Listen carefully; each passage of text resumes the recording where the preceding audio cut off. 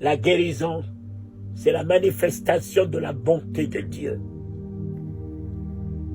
La résurrection, c'est la manifestation de la miséricorde de Dieu, de la compassion de Dieu.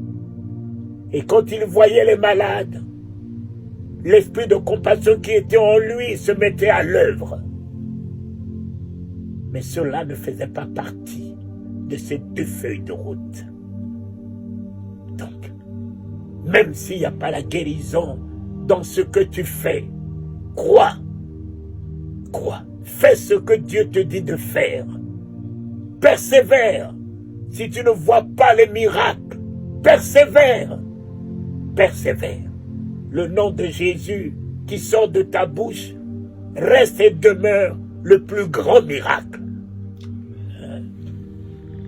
Le plus grand miracle. L'amour de Jésus que tu partages reste et demeure le plus grand miracle. Le Saint-Esprit que tu partages, un esprit de paix, de joie avec les autres, c'est le plus grand miracle. Merci, papa. Merci.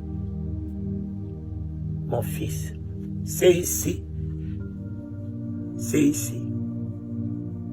Tout est là. Tout est là.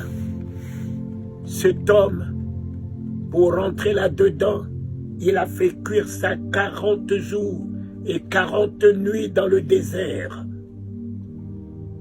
Cet homme, mon cher ami, pour affronter la mort, il a passé toute la nuit dans le jardin de Gethsémane avec ça.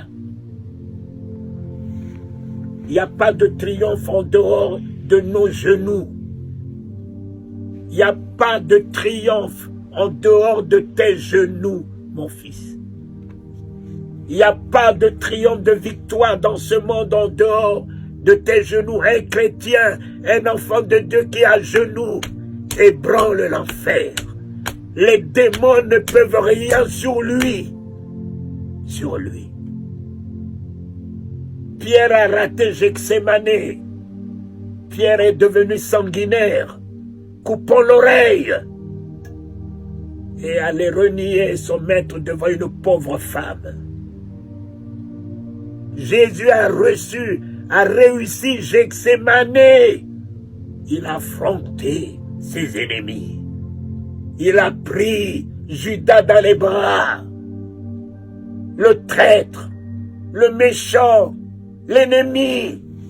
Au lieu de nous détourner de nos ennemis, au lieu de ne pas leur tendre les mains, lorsque tes genoux sont par terre toute la nuit, tu as la hauteur au-dessus de leur méchanceté. Tu prends de la hauteur au-dessus de leur ingratitude. Tu prends de la hauteur au-dessus. Il a pris Judas, il a appelé mon frère. Mon frère. Oh Seigneur, tu as trouvé tout cela où? Il a trouvé tout ça dans le jardin de Gethsémane.